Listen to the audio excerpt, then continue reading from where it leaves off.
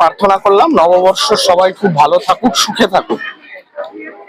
নববর্ষে যেন বাংলার ভালো হয়, বাঙালির ভালো হয়, সমস্ত মানুষ সুখে থাকুক।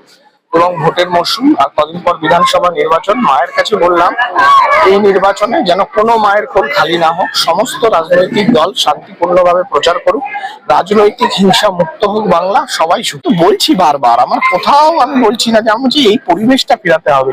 সব জায়গায় রাজনীতি থাকবে না, রাজনীতির মতো নিশ্চয়ই থাকবে। আমি তৃণমূলের বিরুদ্ধে, কংগ্রেসের বিরুদ্ধে মাইকে বলবো, তারা আমার বিরুদ্ধে মাইকে বলবে, এটা তো ঠিক আছে, এটা তো ভালো সুস্থ রাজনীতির লক্ষণ।